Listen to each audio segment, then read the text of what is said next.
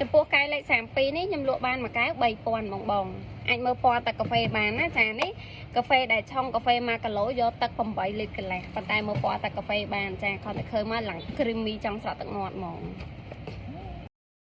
កាហ្វេចាស់កែវធំមួយប្រចាំញ៉ាំរាល់ថ្ងៃតែម្ដងនិយាយទៅរាល់ថ្ងៃអង្គុយចាំមើលតអ្នកលក់បើកតូបហើយញ៉ាំកំងឯងបងអញ្ចឹងមុនធ្វើការឆុងកុំភ្លេចក្លុកដូចខ្ញុំចេះតិចមកណា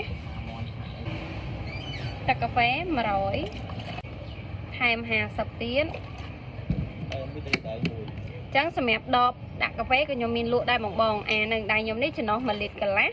តម្លៃ8000ចំណុះ1លីត្រចុច1តម្លៃ7000 2លីត្រចុច2តម្លៃ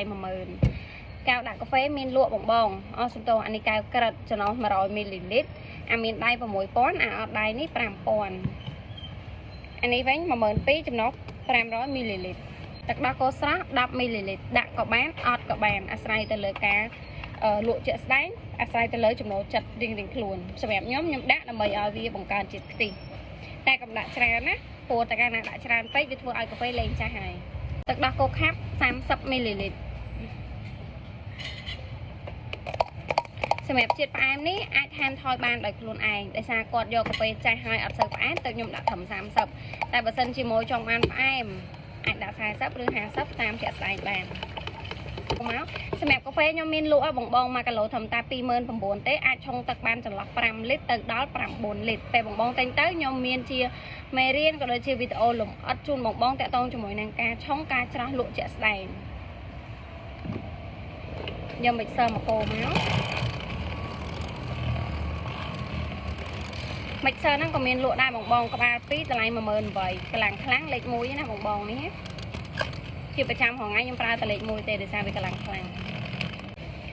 ចំពោះកាហ្វេរបស់ខ្ញុំគឺជាកាហ្វេរបស់ខ្មែរសុទ្ធ100%មកពីខាងមណ្ឌលគិរីផ្ទាល់តែម្ដង1គីឡូ29000យកដល់10គីឡូ28000ហ្វ្រីសេវាដឹកជូនណាបងហ្វ្រីបង្រៀនជូនបងតែម្ដងណាហើយសម្រាប់ការលក់របស់ខ្ញុំរាល់ថ្ងៃបើបងតាមដានវីដេអូខ្ញុំដឹងហើយសម្រាប់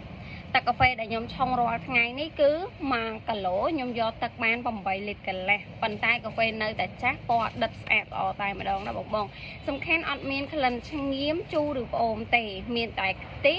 ឆ្ងាញ់ចាស់ហើយឈ្ងុយ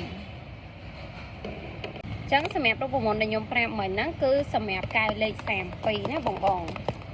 ហេចាក់ចូលមកបងមើលគ្រីមមករបស់កាហ្វេចាគ្រីមឡើងខាប់ហ្មងបងពេលដែលច្រាស់កាហ្វេវិញខ្ញុំបាច់និយាយទេមើលឃើញគ្រីមកាហ្វេហើយគឺចង់ស្រក់ទឹកមាត់ហើយក្លិនឡើងឈ្ងុយហ្មងបងខ្ញុំភ្លេចធ្វើការកូរផងណាបើបងចង់បានស្លាបព្រាដែលដាក់កែវលេខ32